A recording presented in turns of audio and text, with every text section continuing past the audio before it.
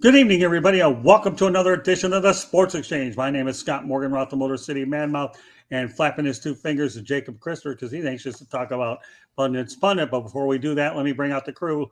First and foremost, we go right to left, all the way down to the bottom. All right, Candy Ebling, welcome back, Candy. Thanks, Scott. Good to be here. All right, Mr. Opinion, you know the drill. Yes, thank you for having me back. My pleasure. And Jacob Pundit Christner. Hello, what's going on? We had a live one we'll get to in a moment. And Smoking Jeremy B been working overtime this week. He practically owns his channel. I mean, we've been on now. Jeremy, can you count up to four? Fire up. Four. I'm ready for another one. You got one tomorrow? Not when you want it anyway. He has to count to four. He does tires. I'll tell you one thing, though. Jeremy's been pretty active this week. I'm proud of the guy. One of his best acts was what he did on Fire Up Wisconsin, where he's multitasking and think he knows something about Wisconsin sports. And you know what? He looked awfully good Monday night. Got to give Jeremy his props there for a dynamite performance. So with that said, okay, Jacob, what I want you to do is, as we lead off the show, is give everybody an overview of what we talked about on Pundit Spunnet, please. Well, one of the things we talked about was the controversy of Dale Brown Court over in Louisiana, and they want to bring the old women's coach Sue Gunter, want to bring her name onto the court because of politics. You basically the gender equity politics, and a lot of conversation there. We also talked about Kara Lawson having a problem because they lost the game the last week over the fact that they were playing with a man's ball for the first part of the half.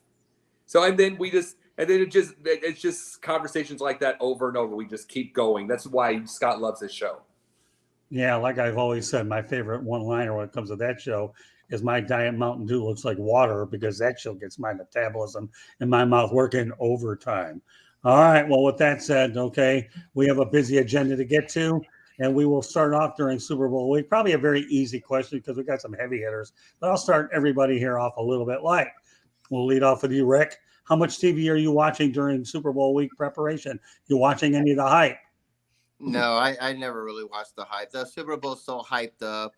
I get tired of people who don't even follow football, ask the most idiotic questions. I think like some of they send like some reporters out there. Like I think one of them asked the coach of the Eagles some silly question like, what player would you not want your daughter to date? And he looked at the report and said, my daughter's 5 years old. So, I mean, that's the kind of dumbness that happens. So it's hyped up. People just want to watch the stupid commercials that are annoying. So I'm kind of glad when it's over. And I really I'm not a fan of either the Chiefs or the Eagles. I think they're both great teams, but I have no dog in the fight. So probably not much. Turn over to Jacob. Rick, I just love how you I can imagine you get married. I guess I'll marry you. Here you go. Yeah, that's why I'm not married. But no, I watch none of that hype because the only hype that I watch is Sideline Sports. We're in the like 12 of us are inside. I'm not one of them. I want to be there in Las Vegas next year, but 12 of us are there. So I'm watching theirs. I'm also copying theirs. Yeah. I'm copying and bringing it on to that. And since they did this, I am now doing something I never thought I would do. I am now have a TikTok thing. So I am to promote myself. So I'm over promoting myself even more because they're getting to do that now. Jeremy? I don't know if I got time to watch TV. I've been on South Florida Tribune so much, I think I am on TV. Oh, that was good. There you go. Hey, no, it's Stephen A.B. That is good. Jeremy, I'll tell you, for all you folks that are looking for Jeremyisms, all you need to do is watch us on this channel. It'll be good. All right, Candy, what about you? No, I'm not watching any of the hype. I'm too busy with, producing things for South Florida Tribune and listening to other people. I can't believe I was hearing that the Super Bowl, the commercials, $7 million for 30 seconds. Yeah. And most of them, they don't have money then to produce a good commercial. So they're putting on the old commercials that they already put up. Yeah. Well, there'll be 10 million. It'll be 10 million in the next couple of years. And I could care less about the halftime. I mean, Rihanna and all this. I mean, who cares? I call it the overrated bowl because that's what it is. The overrated bowl. But it'll make whole bunch of money, and that's all they care about. And it's just I'm not a fan of the Super Bowl. It's so overhyped and overrated. I'll just say this much.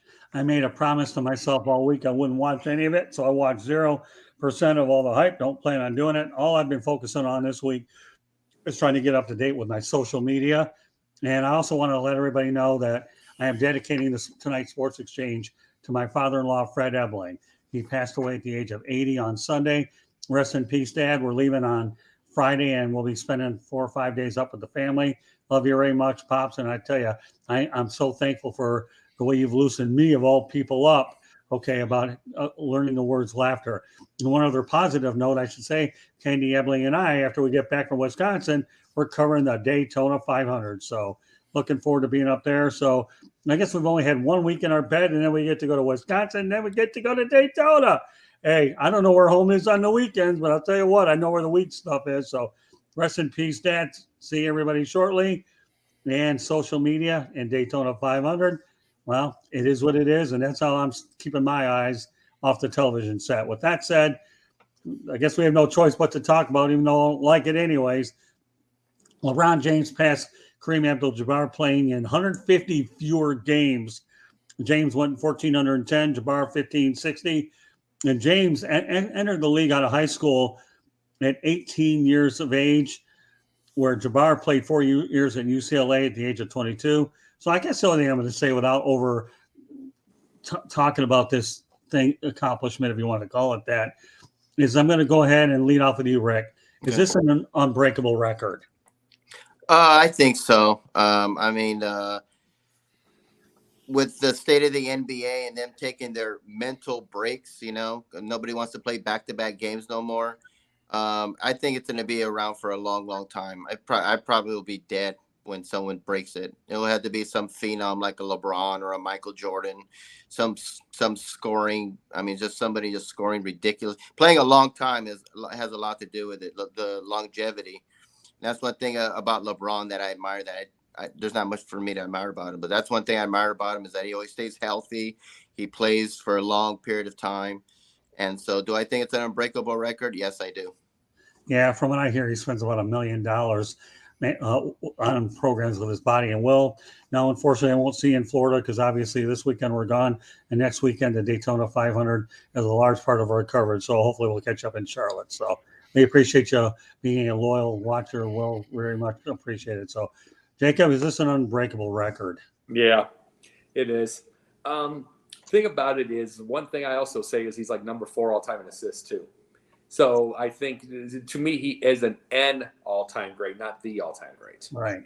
And it's like the reason I absolutely say it, and I think Rick can agree with me on this, but it's like the main thing about it is I just don't think he has the dog in him to be the GOAT. It's like, because there's been like 2016 when he won it all.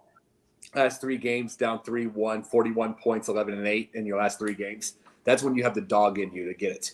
He won it for Cleveland. He doesn't keep that dog all the time. Like the Michael Jordan keeps that dog in the preseason. It's like, to me, the all-time great is going to be the one that has a dog in him when he's in the office for Jordans, and for the Jordan brand. That's when you have the dog in you, is when you have it in the office, when you're playing to pick up basketball. You want to win. You want to win in pool. That's the whole thing. It's just being the all-time great is a personality. Which, right. See, the thing is, LeBron's going to be a great businessman. He is a great businessman. He's going to get all that stuff. But he's not going to have the dog in him to be mean, evil, do all that kind of stuff like that. Which sometimes it's what it takes to be the greats and a complete all-time great. Well, go ahead, Jeremy. I'll have the last word on this one. Greatest individual achievement all time. No, it probably won't be broken, but you know what he will have by the end of his career? He will be the only player in this group. 40,000 points, 10,000 rebounds, 10,000 assists. Yeah. I'm not debating that at all. What about you, Candy? For the longest time, I thought, yes, he was going to be it, that it won't be broken. But as much as this has become such a shooting league and a 3-point shooting league, I don't know. There's a chance. There's a chance now because they're shooting so many threes. And if they ever would go to a 4, and I know that's a joke, but if they ever go to a 4-point or a 5-point basket, you definitely could see somebody break it at some point. Now they have to have longevity. They got to want to play for a while. But Yeah. I could see it. Yeah. Real quick. Greg, hold on. Candy's drinking the Greg Popovich Kool-Aid that we had before when I brought it up in the first place. But I'll tell you, nobody's going to stop her from a retention level, which is nothing short of outstanding. Let me just put a bow on this. If anybody wants to add to it, go ahead. Number one, I will never in my lifetime ever consider LeBron James the greatest of all time. No way. I can think of a lot of people that I might put Michael Jordan in the discussion and Kareem Abdul-Jabbar. Kareem Abdul-Jabbar had that sky hook that nobody could defend against, and Michael Jordan, to me, was 6-0 in the finals, and I'll tell you what, he turned the game around. But sorry, LeBron, I know we're both Capricorns. I think he's born on the 30th or the 31st, so the only thing I have in common with LeBron James is we're Capricorns, and that's about it. Katie, why don't you go ahead and Google when LeBron James' birthday so we can get it right. But no, I would go ahead, Michael Jordan or Kareem Abdul-Jabbar as the greatest of all time. Do I think his record will be broken? No, I think LeBron, you can keep that for a while. And Candy will make a valid point, okay, that the way everybody talks about the way the game is played leads me to my next subject. Go ahead, Candy. December 30th, 1984. So there you go. December 30th, 1984, you said? Yes. All right, well, there you go. I'm December 29th, folks. That's as far as we go, LeBron. All right, well, you know what? We're going to segue to something. Did any of you guys have something to add to this before I go on? Yeah, I do real quickly. It's like, to me, he's not even – I'm just going to say this. He's not even the greatest small forward of all time because he did not invent any of the stuff that we see right now of the small forward. That's Bird. I'm just saying from that. Bird invented everything you see on Bird from the stretch 4 to everything like that is Larry. That's not LeBron. LeBron took that game into another level. And then Michael Jordan took a lot of Larry's game. But that's what I'm saying. It's not the stats. It's not the numbers. Bird didn't play anywhere near long enough to get the all-time great. But one thing to realize, LeBron, the reason I won't put LeBron in an all-time great thing is because he created his own teams and then he's lost a bunch lately.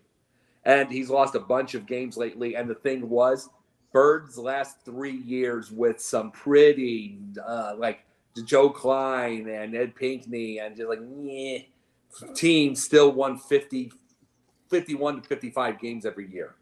Even with broken down big three, even with everything like that, still 51 to 55. LeBron James with teams he completely built losing seasons.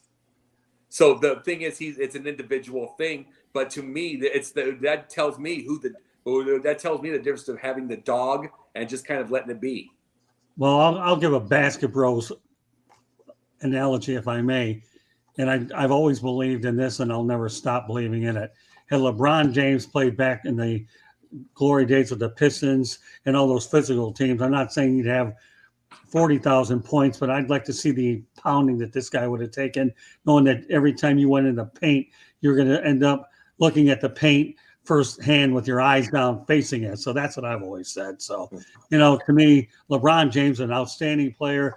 He certainly belongs in the discussion of being maybe undoubtedly the 5 greatest of all time.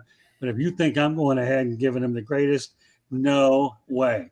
So that's real quickly. Like I said, though, the one thing about it is you'd have to be used to it. If you brought LeBron James in a time machine to go play right now, he'd be out of the league in like 5 seconds the minute. That especially he got his head slammed off the court. He's a baby. Rick Mahorn. But if you start him in the beginning with it, knowing he's going to be 40 pounds lighter in his life because there's no training, right? And then knowing that you don't have the same diets, and you're probably going to get fatter because he's, as you said, spends $1 million a year on his body. You don't have those same things back in that time. He might be used to that pounding. It might be a different type. But now, right now, if you brought him to the time machine, he'd be dead in a minute. Because he just scrambles around like an idiot. Go ahead. He's played, 20 seasons, just like Kareem did back in the day, correct? Yeah. Because Kareem played his first 6 years with Minnesota and then was traded to the Lakers, correct? Milwaukee, and then traded to the Lakers. And he was Lou Alcindor when he came into the league, if I remember right, and changed his name. Yep. So you think about that, 20 years and 150 less games. Yeah. Well, all right, but same length of the career. So that's what I'm getting at. I'm with you all the way, my friend, but let me give you some information, pal. Okay, the guy comes out of high school, gets those 4 years in the pros, right? And of course, the other one plays for UCLA. Ever heard of John Wooden? I'd say he was pretty good. No, I didn't say that. No, I know. No, Jeremy, let me finish, okay? I'm with you all the way. Everything you're saying makes a lot of sense. I'm just trying to add a couple of facts to the whole equation about the difference in the games and all. That's all I'm saying, Jeremy. Yeah, I know there's a difference in the game. Nobody plays defense like they did back during the Bad Boys era and stuff like that because they don't allow it. They don't allow you to put your hand on somebody's back when they're coming into you to stop you from being able to pivot around them, because that used to be how we were taught to play defense in basketball, even in school. Well, it's funny how you say that, Jeremy, because when I was out there back in Detroit in my front yard, and I used to start throwing elbows around, and the guys I was playing against didn't like it. I said, well, I cover the bad boys. You guys are going to get clocked if you get near me. So in Detroit, Jeremy, of all people, it's a way of life, my friend. It really is for us. So we're used to that whole heavy-duty pounding. And I'm not saying that LeBron James isn't a good player at all. I'm just not going to do that. But had he been raised in that era and played in that era, it would have been two different things. That's all I got to say. No. And Jeremy, I'm saying your points are really well documented. But when I'm talking about when you're playing, you come 4 years directly out of high school where your physical ability, nowadays high school players don't, unless you're a real superstar, they're not going to make it in the NBA right away. LeBron James is a freak of a talent, is really what he was. And that's the whole thing. But am I going to say, and Kareem Abdul-Jabbar, like a lot of college football players, you know what? To me, many of them come out earlier when they're not ready to come out. It was just LeBron James came at a time where, let's face it, he was ready and he was an extraordinary talent. We're just talking about the differences in the eras. That's all we're talking about. Yeah. I get it. Which is what makes Basket Bros a fun show for me to go on. And Jacob, obviously, it's an awesome show to go on. And I'm just thankful to be a part of it. But, when we're talking about eras, it's all we're really talking about, right? Sure. Yeah, absolutely. But the reality is no. I'm still not going to give him the greatest of all time, even if I wanted to. No, and I nowhere did I say that. He's like top 10. No, well, that's it, Rick. I can think of 4 or 5 guys far better than James. Magic, Wilt, Bill Russell, Kareem, Kobe. I got 4 right now. Yeah, well, Michael Jordan. It's a great debate, though, because I guess what I'm going to say is, as far as the topic is concerned, it is going to be an unbreakable record, even if you have 4 to 5 point shots, which who knows the way this league is going, they're bound to do it anyways. You have a play-in tournament. They're talking about an in-season conference. Just make sure the play of basketball and the drama goes away, and you might get half your stinking audience back instead of all the baloney that we have to deal with off the court, building teams and all that. That's all I'm saying. So now that leads me to a great segue that I know I'm priming you guys up to really eat it alive anyways. And it comes from our old buddy, Sir Charles Barkley, who says players go to the gym and jack up threes all night. That's why the product is awful. You know what, Jeremy? You're going to get this one first. I agree with him. This 3-point shot flopping and everything else that's done in the NBA and crying and whining when somebody stubs their toe, it's ridiculous. We had guys that were playing with, who was it that had he bit a hole in his lip and finished the game? That was a Piston at the time. It could be anybody in that league. Right. I'm just saying back then that was normal. Dislocate a finger, go to the sideline. Hey, coach told this. Yank, pull it back in and go back on the court. Yeah. All it took was a timeout. They don't have that type of integrity, that intestinal fortitude, the drive to stay on a court. Somebody gets a hangnail and they miss 2 weeks anymore. Load management stinks. I know. Yeah, you weren't on that show when we talked about load management. So you know what, Jeremy? I'll let you continue your thought since Jacob and I and Rick, were you on last week? Yeah, we all talked about it. So you know what, Jeremy? Keep going on the load management part. Okay. I mean, that's why he has 150 games less in the same length of time that Kareem Abdul-Jabbar played. Think about it. He's also had way more points on the road than he has at home because he's missed more home games than road games.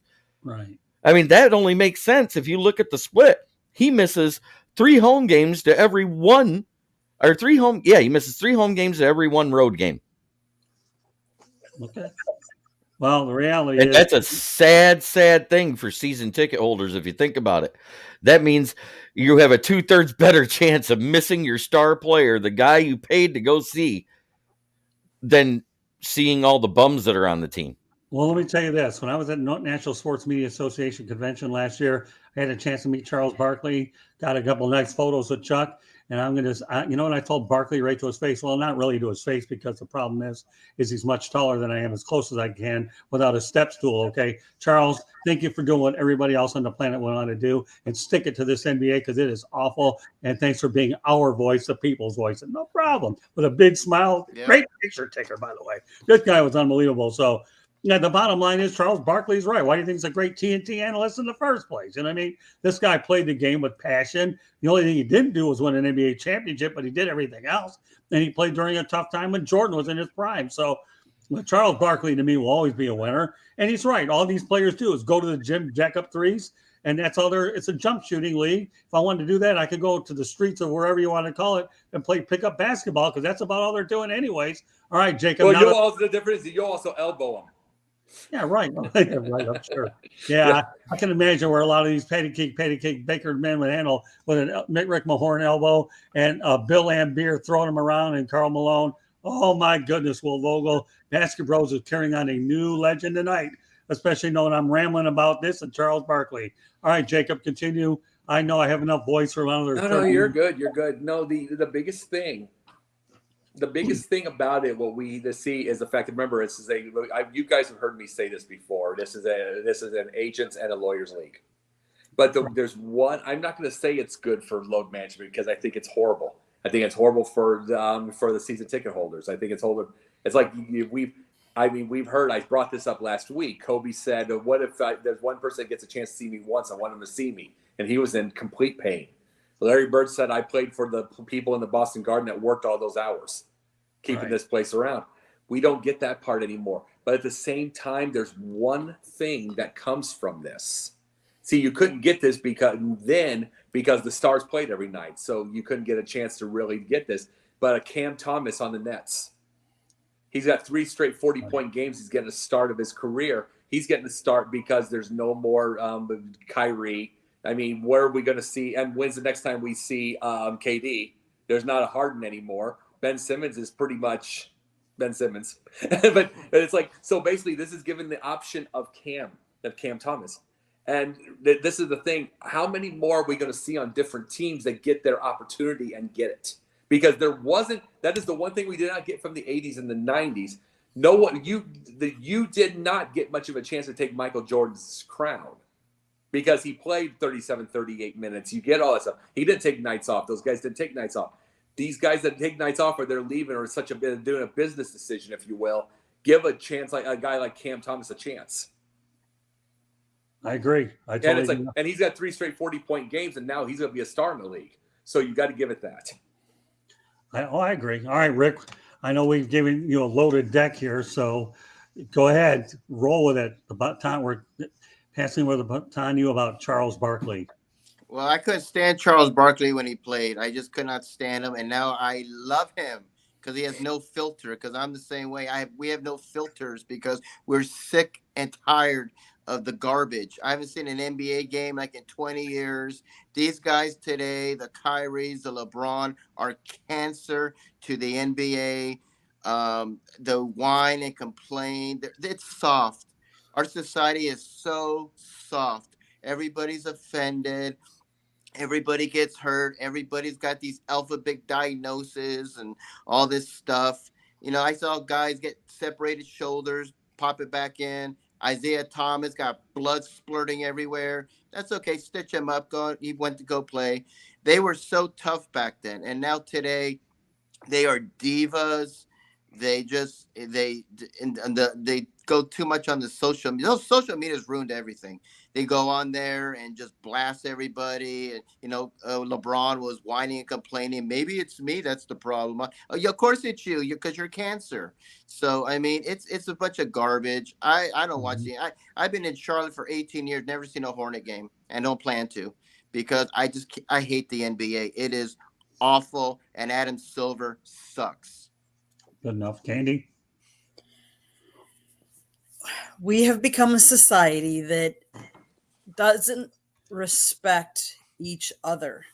And I think this me society, we no longer have, if we're going to battle, people bring out guns. That's not the answer. And I know this is going a little off topic, but the old fashioned bad boys where you would battle together and you'd be against each other, but then off the court, you'd be okay. Like,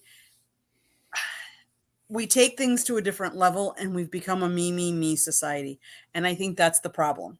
And especially in a team sport, me, my accomplishment, my accomplishment, my accomplishment. That's part of the problem.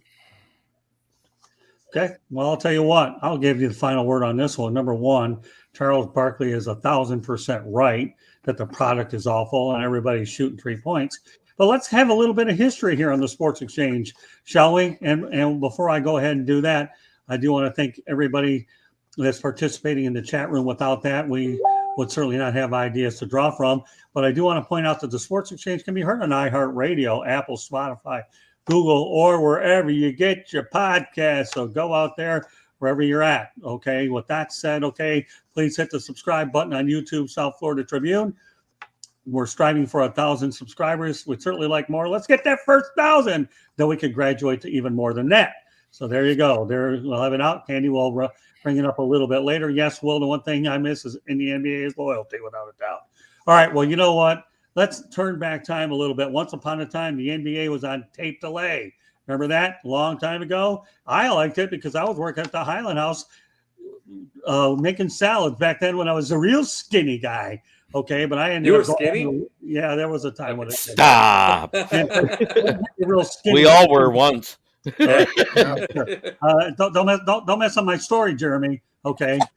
Because if you mess this one up, then you got a problem with me. But you got to let me finish this one. As Paul Harvey would say, that was before you were born. Let me tell you the rest of the story. Okay. I know Paul Harvey.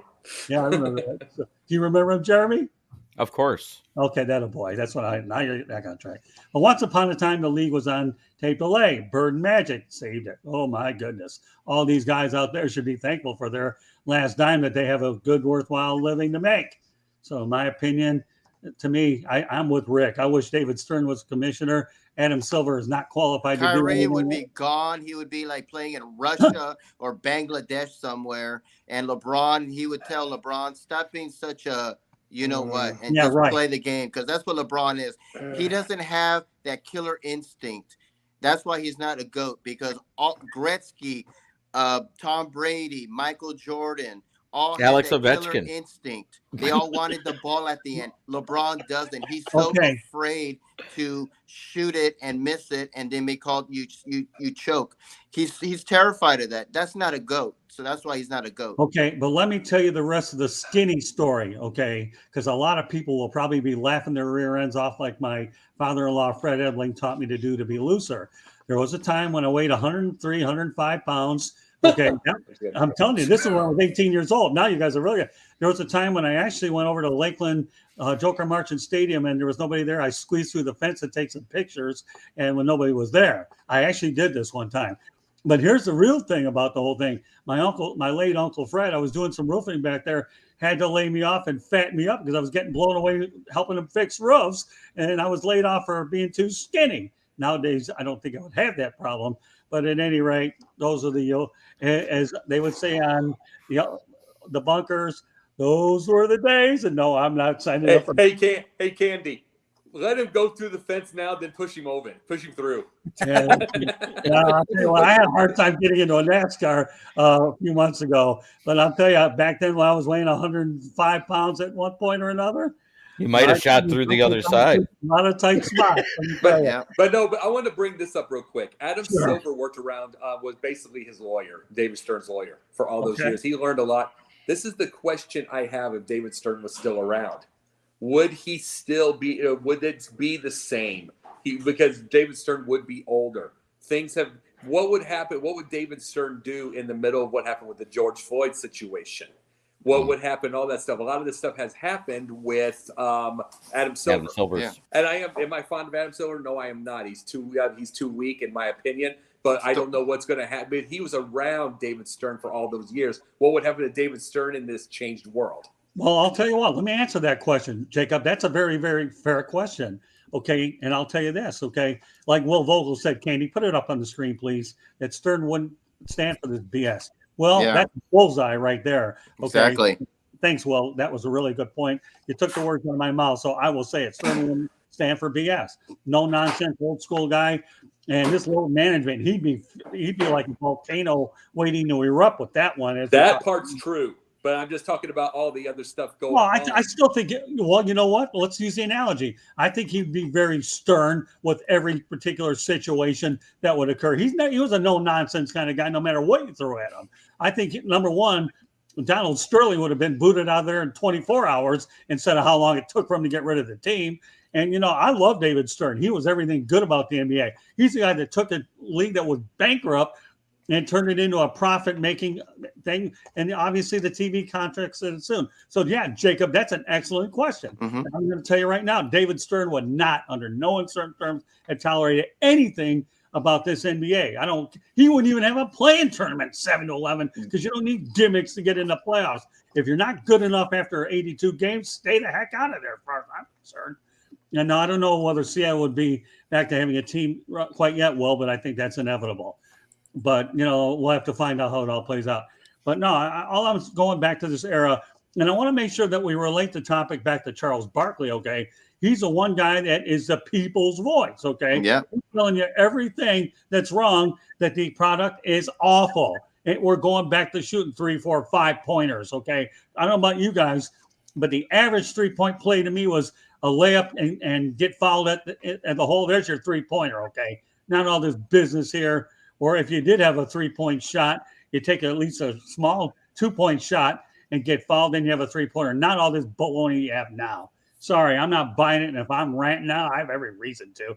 Because this league here, I covered it during the Bad Boys era. I saw good physical defensive basketball with Chuck Daly. I lived in that Pistons locker room and talked to a lot of the people that were causing havoc for other teams.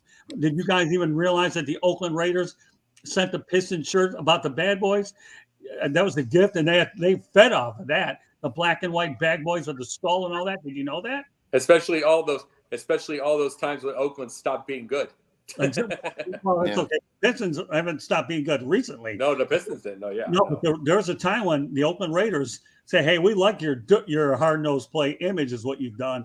Okay, and as a result, okay, they send them those things, and then of course Detroit sources some. I even have a couple somewhere around here that I just leave over in my office here at home.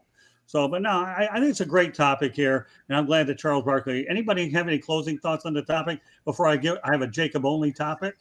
If David Stern was still around, Ben Simmons, Kyrie would be out of the league. There would be none of these dream teams, and LeBron would stop being such a whiny you-know-what.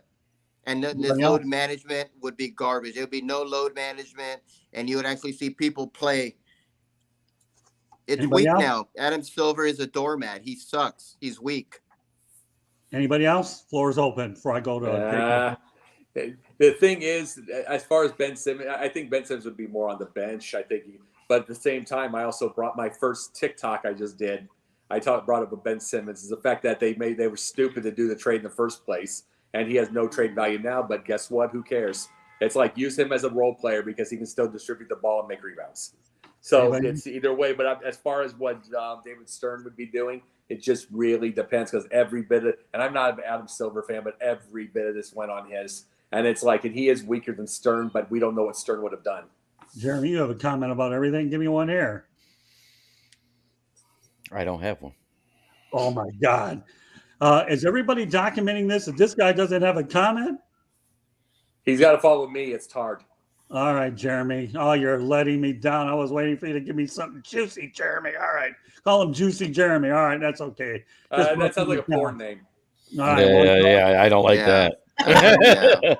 there you go. Juicy Jeremy with no comment. All right. Document that, Candy, on the books here, that this is occurring on, let's see. I'm not juicy. 9:50. Yes, you are. No, You're I'm too not. juicy. That's why you got to lose some weight. Yeah, no comment. Actually, I've lost a lot of weight. You guys didn't meet me back when I weighed 310. No, probably were not. You pro, Okay, I'll were give you him that. WWE? All right. Well, we'll document it. All right. Send me that. Had a heart attack. Had to straighten up. All right. Now on to the Jacob Christner topic only. Okay. Oh, The sweet. rest of this panel dealt with it last night. Jacob only. Iowa will be playing Northwestern a home game with the Wildcats on November 4th at Wrigley Field. The Bears played there from 1921 to 1970. The Chicago Cardinals were there, and the DePaul Blue Demons were there in 1939 before they folded. Okay, what are your thoughts about this, Jacob? I hate when they have football in Wrigley Field because I hated it when I'm looking at the old field from the day you had dealt with the wall. That hasn't changed. You're still dealing with that wall. There's still a lack of room to be able to throw it, be able to throw a fade for a touchdown or anything like that because you can't run through that. It's still that amount of space. So I hate when it's in Wrigley because there's not enough room. Fair enough. Okay, now you get a Super Bowl prediction because we all did last night. Give me your Super Bowl prediction before I get everybody else. God. I know this is painful on this sports. No, these are painful for me because I'm the news magazine guy. I'm not fond of these types, but everybody before he does that, okay, everybody say "aw." Oh, play my violin for you. Give me, make it. I'll say KC like 40-30 in a good game. Fair enough.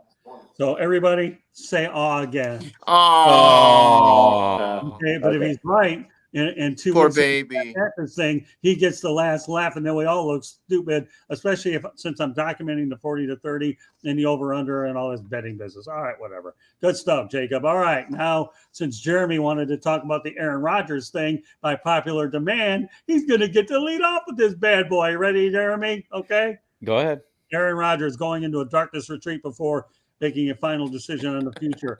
Is this an LOL moment? All I got to say is, hello, darkness, my old friend. I come to speak with you again. That's it. Oh, that's good. Oh, that's good. It wasn't. You know what? This isn't quantity. This is quality, Jeremy. Good stuff, my friend. But Aaron, why don't you go ahead? Sing that again. Hello, darkness, my old friend. I come to speak with you again. This Simon and Garfunkel? Yes, it is. The original. That's a good rendition of it, Jeremy. All right, Jacob, what do you think about Aaron Rodgers? Oh, when I heard of 4 days of nothing but darkness, I was thinking he was going to Houston. I'm just wondering why the stock in Jergens and Kleenex went up. Yeah, right. It hasn't done that since Hugh Hefner died. Yeah. Truthfully, I wish he was. As much as anything, as much as I wanted to retire or anything, I wish he was getting traded for Justin Fields. Personally, to me, I'm sick of the fans. Yeah. I'm sick of the fans. And man, Fields. How much would the fans cry about that? Because I want them to. Because the Packers the Bears' daddy goes from the Packers to the Bears. You have no idea how much I want the Bears fans to cry over losing Fields. You have no idea. I talked about it on my thing today. I want them to. I'm tired of them. I am tired of the Fields worshipers. I am tired of losing. I want him. I love the kid. I love the kid too. And if they give him a good O-line, that $120 million they got in cap space this year, they should invest $80 million in now to 93. You need a better head coach. So Jacob, they need to invest $80 million in that O-line. I understood, but my thing about it is, when the last guy had 30 wins, even if he wasn't as good, they booed and said they wanted him out and they wanted everything. That means they didn't want winning. They wanted a rock star. They wanted to be like they were in high school, getting noticed by the cool kid. I can't stand the fans. I think I want these fans to suffer. So yeah, Get somebody else from go get Spencer Petras from Iowa. I don't even care at this point. Okay, can I ask you a question? Sure. Okay. I'm going to ask you a question. Rodgers keeps saying that he owns the Bears every time he beats them. If he gets traded for Justin Fields, you think he's really going to own the Bears? Oh, he really will own the Bears. In fact, He'll own the Bears. He'll take some of it from the McCaskets. I can imagine. He'll take it from the McCaskets. I call them the McCaskets. So it's like, Oh, but it's like, no. Oh, that's good. But no, I would, as I said, it's not going to happen. But I am so you're seeing somebody that is so agitated with losing as much as they have, and your first round or 10th pick has 5 wins because they didn't work with him. They gave him the Nagy when he didn't need to be doing that, and the fans went for it, and the fans cried for it and wanted it, and now the thing is, now he's in his 3rd season at 5 wins and 20 losses. I'm tired of them. I want the kid to get a fresh start. Yeah, well, you know what, Jacob, just like you have ways on Pundits Funded to get my adrenaline rolling, I like getting your goat going too, my friend. Well, the thing about it is I love the kid's gumption. I love his desire. He looks like Rocky in a 15-round fight when he's getting off that field and they're going to lose. He fights his tail off, but he can't pass well. He's under 60%. He doesn't have a team around him. He's running away from a horrible offensive line. And then the fans, all they care about is his the fantasy stats and his highlights. That's all they care about. Yeah. And they're going to ruin this kid. So I want him to get a fresh start. Well, I agree with you. I think you're right. They're definitely going to ruin the kid. But you know what, Jacob? Every time I feel like, see, here's the thing. When you and me work together a total of 3 times a week, whether it's basketball, whether it's fun and fun now, I kind of get a feel for my brother from another mother. Then again, everybody's a brother from another mother. Except Andy, she's, my soulmate. We have the same gray hair. Yeah. By the way, everybody complained about Russell Wilson this year, but you know what him and Justin Fields had in common? They both were the most sacked quarterbacks in the league at 55. And I'm going to say this about Russell Wilson: his last two games with Rose. What was his name? Rosberg. Without Nathaniel Hackett. Yeah. With Jerry Rosberg, he averaged 250 yards and he had like 1 interception. Yeah, and it's right. And he played way better. And it's like you give him a real coach with real everything. He's not going to be the same as he was in Seattle, but he'll be effective. Yes. It's the same thing I said. If you look at when the coaching change happened last year with the Lions between Jared Goff, the first 10 weeks and the last 8 or 7. Yeah. You look at that, it looked like night and day difference. You know why? Because he had a coach that was calling plays for him instead of the quarterback they wanted. Nathaniel Hackett called plays for Aaron Rodgers. Well, you think about this also, Pittsburgh. There was people that asked for Kenny Pickett. They didn't want Mitch anymore. Here's the thing. Here's the deal about it. We were saying, me and this one guy that loves Pittsburgh, we were saying, there's a problem with Matt Canada. There's a problem with him. And then guess what Pat Fryermuth said? They had no hot reads this year. None. 0. So it's like, it doesn't matter if you have Aaron Rodgers if you don't have that. It's like, it doesn't matter if you have Trubisky or Mason Rudolph, excuse me. Or you don't have Kenny Pickett. No one's going to succeed like that. He's literally a 1991 offensive coach. Okay. And the only reason they win is because of Mike Tomlin. All right. Well, the bottom line is getting back to the original question. Okay. We ought to call you Aaron Rodgers, Jacob Christopher for the night, because I know you're so complimentary. Is this an LOL moment for Aaron Rodgers, Jacob? Yeah. Yeah, he's an LOL lately anyway, but it's like biggest thing about it is just the fact that to me this is his last year no matter what. He looks like he's dating the Milwaukee Bucks owner's daughter. Right. And I get the feeling he's going to be Triple H'ing his way into that thing and getting his own ownership into the NBA. So he's going to be doing something in the second half of his life. Okay, that's fair. All right, Rick, I know you patiently waited this time, but I had to let these two go first. And especially I knew that this was going to get Jacob good because he's a Bears guy anyways. Right. Or Chicago guys. I'm being sarcastic, Jacob. You know when I want to be sarcastic. All right, Rick, I'll go back to the original point that I made here, okay? Is Aaron Rodgers, okay, going on that darkness retreat, making a final decision on the future? Is this an LOL moment? Everybody, RELAX. He's an idiot. I guess he's going to go back to taking his COVID kombucha medicine that cured him or whatever. I don't know what he's doing. He's an idiot. He really is. I don't know. I've lost so much respect for him and Tom Brady the last 3 years.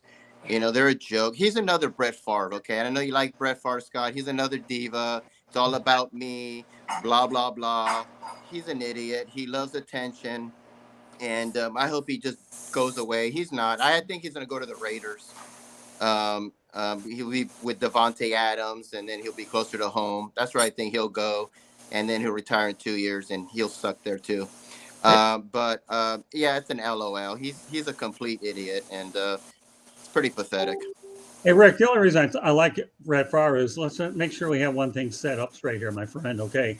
I just loved his consecutive game streak being an Ironman in that sport. Yeah. That was my biggest thing. And he was a gunslinger and he took chances. So Brett Favre is my kind of quarterback. Just like I do on these shows, folks. I'm a gunslinger. I'll take a chance on whatever topic it is. Don't matter to me.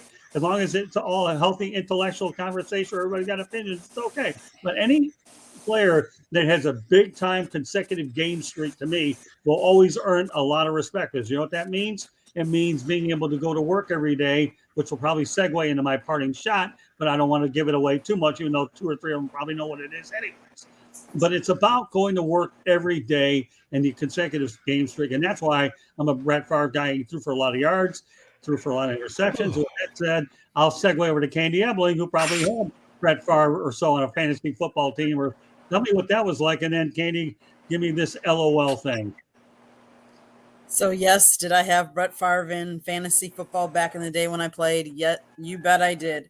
And the problem with that is he was a gunslinger, so he threw interceptions as well. But is this an LOL type thing? Only because we're all making it one. To be honest with you, I mean, we're not talking about anybody else. There are other players out there that have the decisions to be made. What question was he asked to warrant him telling us he was going to go in this 4-8 darkness in a house? It's not in a wilderness. It's in someone's house. They're going to deliver food to him. But who asked the question? Some survival. It's not a survival thing. It's him. I don't even know what it is. I mean, have we all thought he's been a little Miss Diva from the beginning? We don't know the background story. He doesn't talk with his parents. He doesn't talk with his brother. He doesn't get along with this. He doesn't get along with that. There's players coming out that say he doesn't do this and he doesn't do that. Is he a diva? You bet. Is he a very smart person? Well, look where he went to college. Yes, he's smart. He's business smart. Does he own? He owns 1% of the Milwaukee Bucks as we speak. He bought it back in 2018. So will he go into the NBA? I mean, will he buy ownership into the NBA? He won't have to. He's dating the one. He won't have to. Right. But he doesn't need, it's not like he needs the money. I could see him at some point maybe buying into the NFL, a team. Never know. You never know. Hey, there's not enough white owners. I mean, they have to bring that up, Well, we talked about that last night. I was waiting for Jacob to throw that. I know Jacob so well. I waited for that one. Thank you very much, Jacob, for allowing me to figure out my colleague real well when to throw that fastball right down the middle. That was good. What, 70% of the players are black in the NFL, 25% of the quarterbacks are black, and 95.3% of the owners are white. And 98.2% of the coaches are white. Yeah. Well, there you go. I got some crack statistician on this crew. Good stuff. All right. But that said, the show's moving around really, really well. So we're going to give everybody a chance to get their parting shots out right away. But that said, Jacob, lead off. I was the anti-TikTok for the longest time. Everybody heard my jokes. Everybody heard all that. Guess what? I am now a TikTok guy. I am Jake the Pundit 1 on TikTok. Anybody wants to find me. I've just started it, but the biggest thing that says to me, though, is a reminder what my, even having an older dad like I did, it's the reminder that you always have to, you can't just give up on things. Because he was older, but he always was studying. You always have to study. You always have to give it a possible idea, everything a chance. what's going to be, because otherwise if you don't adapt, you die. And the biggest thing, I think the greatest thing, and thinking my dad's birthday will be on the 24th of February. He'd be 95 this year. He was an older dad. And the thing I can think from him, besides that one, was, you don't adapt, you die. It's another thing. The pundit's pundit is partially him, because when I would watch a ball game, whether win or lose, whether it was a big game or a horrible game, whether it was any of that stuff. Okay, go mow. Okay, go rake your leaves. Okay, go shovel snow. It didn't matter. It's like you have to go think about something else. You have to go think of this. You don't scream and holler at the players, because those players have a job to do themselves. That's the lesson I got from that. So a part of the thing of getting to TikTok is remembering him. As mind you, he wouldn't have been doing TikTok, but he did always adapt, even at his age, even being a 60-year-old racing teenager. He even adapted to life. He even had all the newer things. And it's a reminder to me, I had to adapt in this life.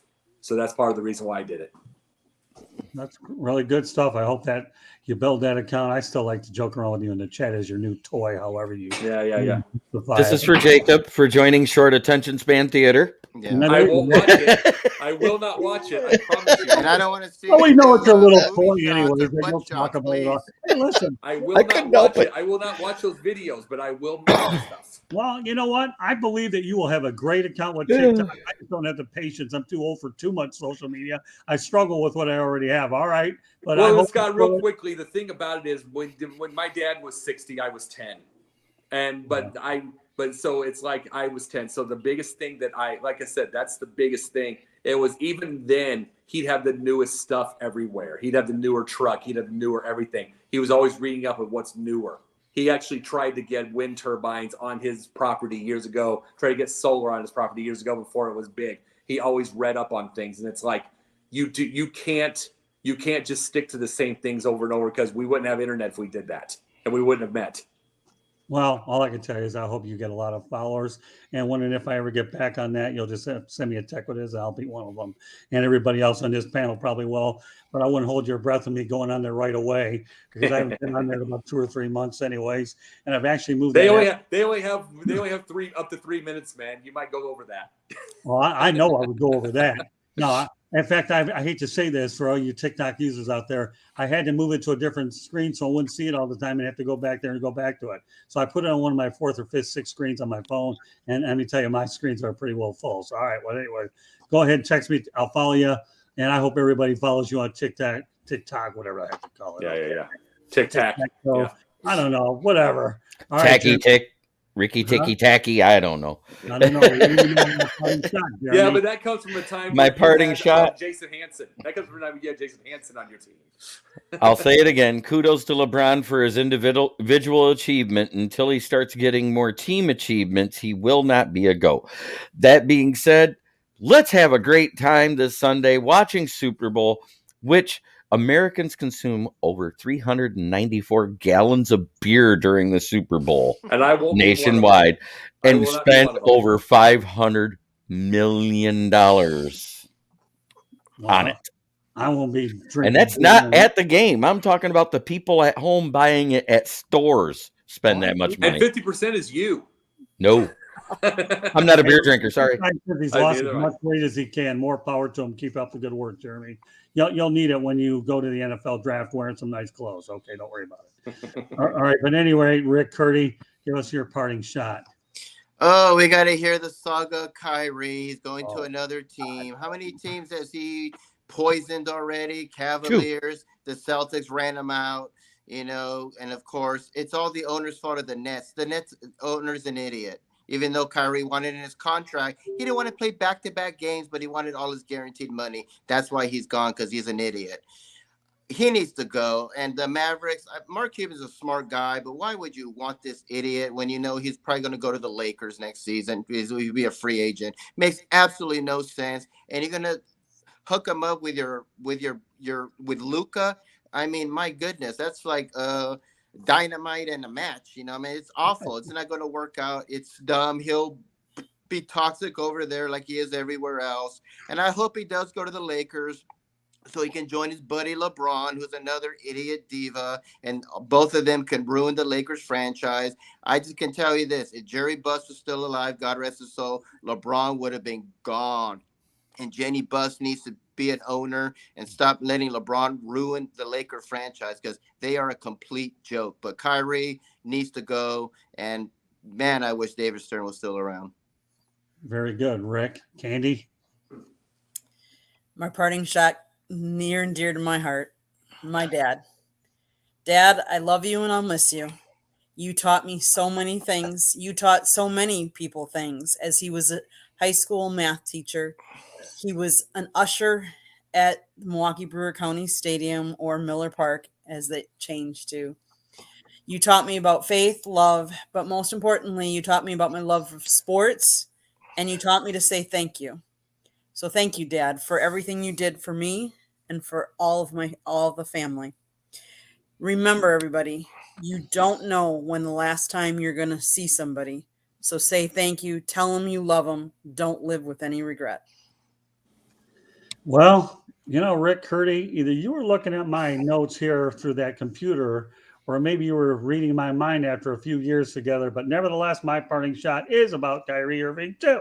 So that means both of us can have one, okay? And I'll tell you what, I'll give everybody an opportunity except Rick to respond to Kyrie, since I deliberately put this at the end of the show so we can move it along faster with the other topics, because we're going to get to it anyways. Okay, well, here's what we got. Good riddance, Kyrie. Not respected. Okay, too much drama with the Nets. Guess what? You earned it. You didn't go to work every day. All the games and all the drama that you provided for that franchise, they had high expectations that that franchise could win a title between you, James Harden, and Kevin Durant. And what do you have? A failed tenure there. Now, let's talk about the logistics of the trade, okay? And here is what on ESPN, the NBA on ESPN rates it. The Nets got a B plus for this deal because they acquired Spencer Dinwiddie, Dorian Finney-Smith, a 2029 first round pick, and 2 second rounders. And the Dallas Mavericks, what do they get? A D, Irving and Markieff Morris. So you know what? Here's the deal, okay, Kyrie. We know that you're nothing more than just a mere rental, okay? And I'll double back on what Rick said, okay, Jerry Buss would never put up with you at all, and he wouldn't even put up with LeBron James. So you know what, Kyrie Irving? I used to think that Deion Sanders was the one athlete I hated more than anybody, and I never liked his cockiness or his nonsense about the Lions couldn't afford him when Barry Sanders was 10 times better than he was. But you know what? Here's the deal, Kyrie. I've always hated Deion Sanders, never cared for Dan Marino much. But Kyrie Irving, I hate you more than any of them, because to me, coming from a blue-collar area where work matters, right, Jeremy? Okay? Apparently, it doesn't matter to you, Kyrie. It's how much money can you steal from the NBA and how much you can disrespect the tape delay and all the drama that you have put this league through. Because in the end, what's going to end up happening, no David Stern or not, the NBA is going to get locked out, as Stephen A. Smith has said many times, because of jokers like you. You know what, Stephen A. Smith, to me, may be a little loud at times, but the man does his research, but he knows the NBA awfully well, and the NBA is headed for a lockout, and David Stern would have probably locked him out anyway. So good riddance, Kyrie. I hope you don't win a championship in Dallas. And go ahead, Jacob. Let me say this, though. They're not going to win it in Dallas, but here's the thing about it. Mark Cuban knows he's this close to losing. He's this close to losing Luka. He's this close. And the biggest thing about this is it's the fact that he did this as a business decision so they can get past the first round, so they have a chance to be able to keep Luka. If this doesn't work out, they're going to eventually lose Luka if he's going to keep it in the first round, because he's going to want a winning team. So this is a business decision. He's not expecting to keep Kyrie. This is a business decision to try to get somebody that can distribute the ball for him and then be able to get past the first round and see what happens from there. Everything else is a bonus. He knows he's not keeping him, so it's a business decision. Oh, no, I appreciate that. Hey, listen, you know what? You can't blame an owner who wants to win now, and you'll go out there and tolerate the drama that goes with it. The reality of the situation is... Well, yeah. The thing is, here's the thing. If it doesn't work out, he's losing both. This is the truth. It's a risk. But right. if it does, But if it does work out and you lose Kyrie, you know what you're getting. What you get to the second round or even the Eastern or Western Conference Finals, you know what you're going to get from that. You're going to get a bigger player with Luka, and then you'll be able to sign him. You'll get a bigger player, and then they'll have a better team.